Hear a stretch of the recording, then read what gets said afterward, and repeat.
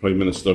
As Mr Byrne said earlier, in the long run we're all dead, so that tees me up rather nicely for a few questions about inheritance tax, and in particular the changes to agricultural property relief and business property relief announced by the Chancellor in the budget.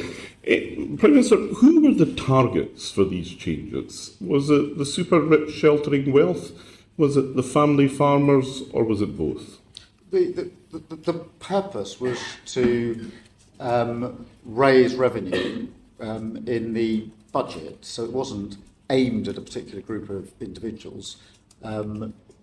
Without going over it again, we inherited a really bad situation. We took the clear view that we couldn't hit the pay packets of working people, but we needed to raise revenue because without raising revenue we couldn't have done what we're doing, for example, on the NHS, massive injection into the NHS, much needed. So the driving purpose, if you like, was to raise the necessary revenue from a number of different places, including this. But it wasn't targeted at this group or that group. What we tried to do with the regime we put in place was to protect the family farm in putting in a high threshold for inheritance tax for farms, which means that if you take the figures on the estates for farms, the vast majority of them are unaffected by the changes we put in place. But we weren't aiming at a particular group. Okay, so it was a revenue-raising measure primarily. Does that mean that the government no longer adheres to the original purpose of these reliefs, which was to ensure the succession of family farm from generation to generation? Well, no, we wanted to raise the revenue necessary, but also to recognise that family farms need to be protected, which is why instead of taking the view which that this should all simply be the rules, as it were, that are applied to other inheritance, that there would be still special rules within it with the thresholds that we put in place. And of course, the fact that even when the threshold triggers the payment of tax, that tax is paid at 50% the rate that other people would pay, and it's over a 10-year period interest-free. That's not available elsewhere, and so that's the fair balance between raising the revenue and the protection we wanted to put in place. When it comes then to super rich people sheltering their wealth by buying land, that's still going to be quite an attractive option, isn't it? Well, we weren't aiming at a particular group. You don't think you're comfortable with the super rich sheltering their wealth by buying land? Well, what we tried to do was get the balance right and to protect the family farm. Look, what the very wealthy do with their money within the rules is a matter for them. But what we wanted to do was to raise the revenue necessary because we had to not only balance the books in the budget, we had to make important investments in things like health services in schools. That meant we had to raise revenue, and that's why we did this amongst other measures. But at the same time, we wanted to put in thresholds that ensures in the average case, the vast majority of farms, family farms, could be passed on without being affected by the inheritance tax. That was the scheme and the purpose of it. So how many family farms do you think are going to be caught by this? Well, we've been through the figures on this, and just to rattle I can help you here. HMRC say that there were about 500 claims for agricultural property relief. Yeah. So is that a robust figure for those who will be caught? That is a robust figure. It's published by the Treasury, certified by the OBR.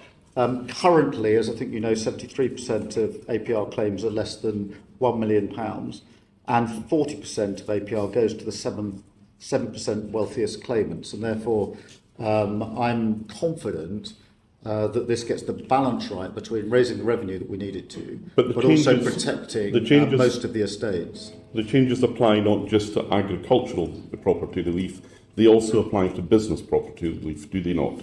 Yes. Now, in practice, the figure that you've given us, 500 estates there, does not include estates where the land would have been passed on using business property relief, does it? Well, I think that it does. I'll certainly go away. No, I can assure you that it doesn't.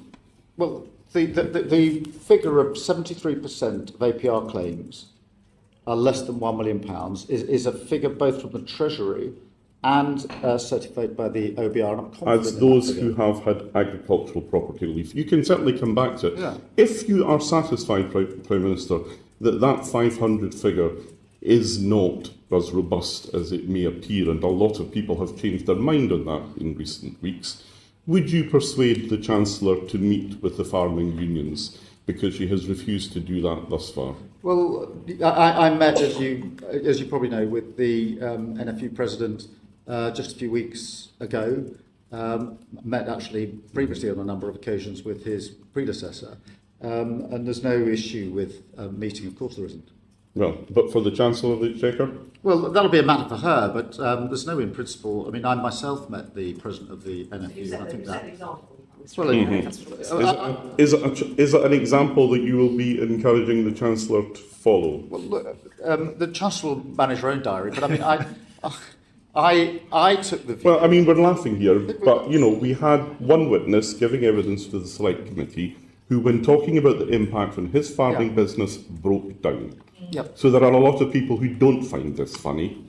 How does it make you feel to hear that witnesses were breaking down before my Select Committee? Well, of course, nobody's comfortable with that, but that is why I took the decision to have a meeting with the president of the NFU, to invite him in for a meeting with me, not with a great fanfare, but just for a private meeting, so that I could hear for myself first-hand from him as to the points that he wanted to make understandably. With a view to making changes?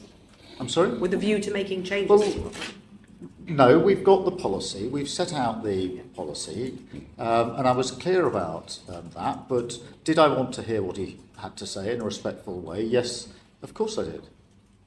Thank you very much, Mr. Carmichael.